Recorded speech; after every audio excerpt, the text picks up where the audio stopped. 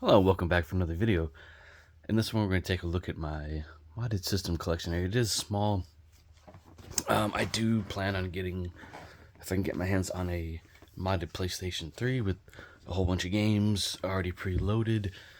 So we'll start off, and ironically, or interestingly enough, all these systems are Nintendo systems. So, start with the first system that first modded system I got. The NES top loader. This is AV modded. Don't know who did this, but it could have been the guy that runs the Game Tech USA or US YouTube channel. I forget his name. I kind of commented on his channel and conversed with him very briefly about it, the system.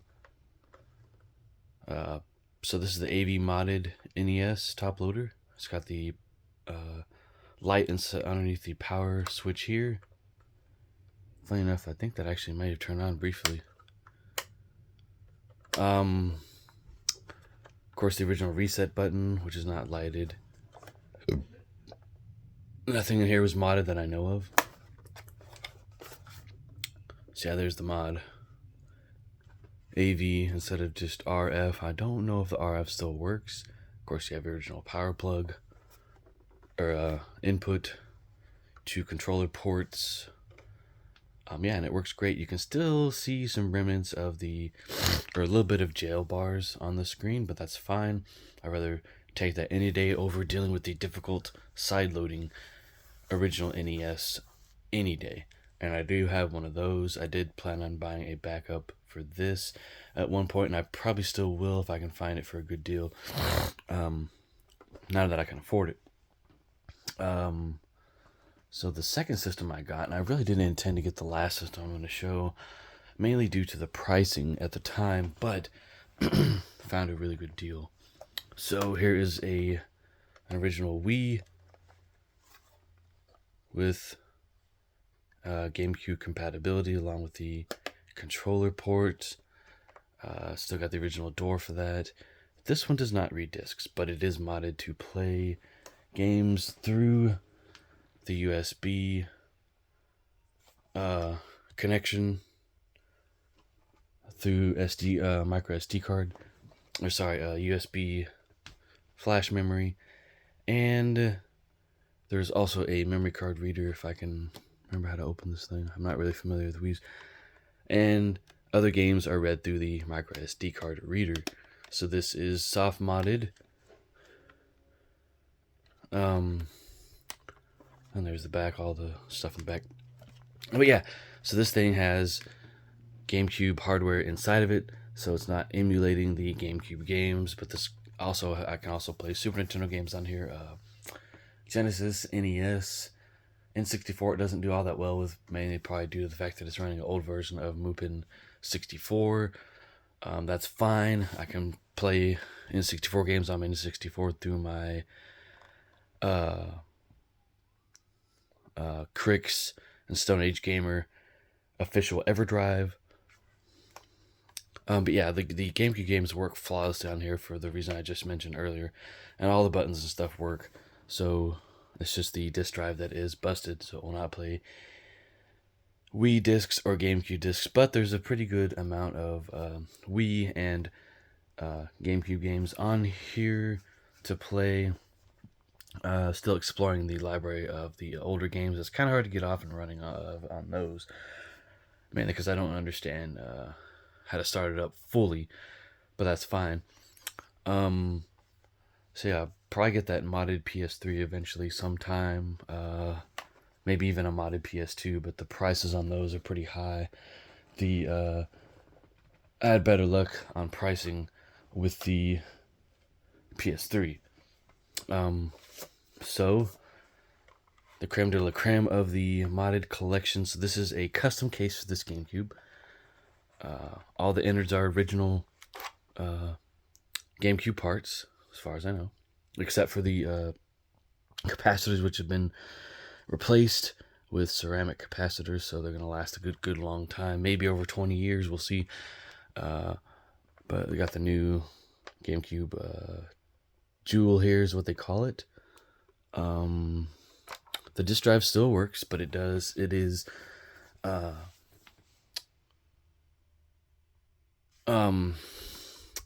programmed to boot into Swiss right away upon boot up of the system, or power up, whatever you want to call it. Only thing I don't like about this case is once I insert a memory card, the flap, as far as I know, is permanently up. So, and original GameCubes did not do that. And I do have an original black GameCube that plays discs, and everything else on it functions properly. And that was recapped as well. Probably not with ceramic caps though. But anyways, so this has the SD2P2 port mod. There's where the memory card is. I'm gonna look at what it is. It's PNY. PNY 256 gig. So it's a good card. I'm glad they didn't stick some cheap card in there. Stick that back in there. So yeah, this occupies one of the ports of the system to do its thing. And it has all the other ports on it, you know.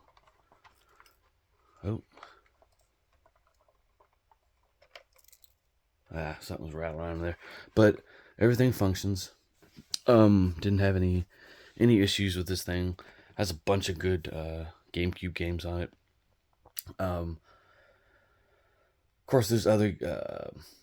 I can play other games on there as well. I think it's not just have GameCube. It has some other stuff on there too.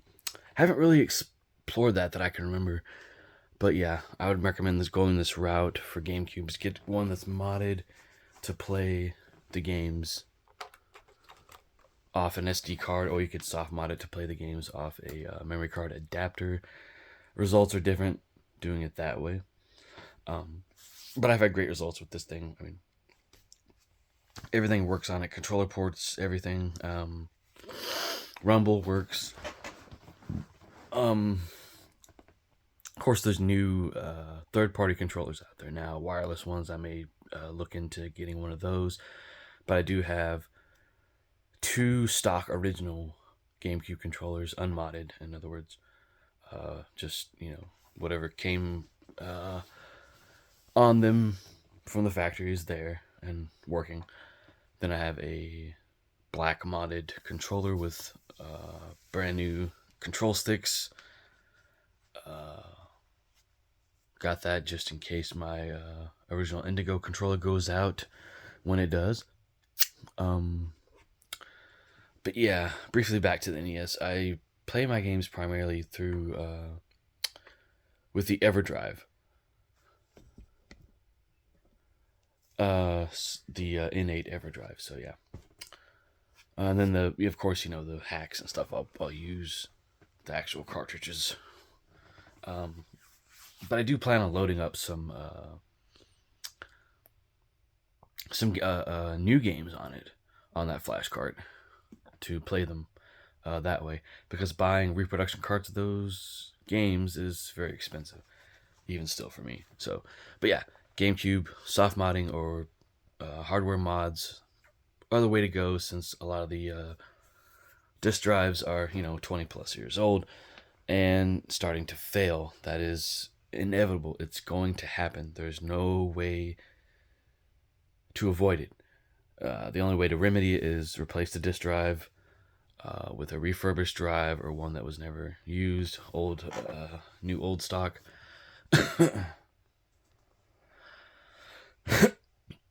In fact, I'm going to play this one here pretty soon. It's been a little while since I played it a few times when I first received it.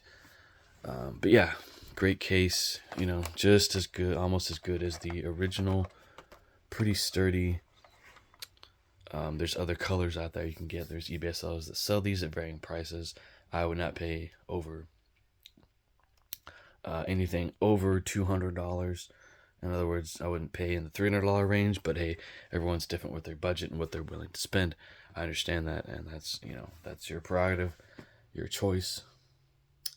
So yeah, I think that's it for the modded systems. When I get more, I'll show more. So yeah, guys, hope you guys enjoyed this video. Happy gaming. Thank you for commenting, liking, and subscribing.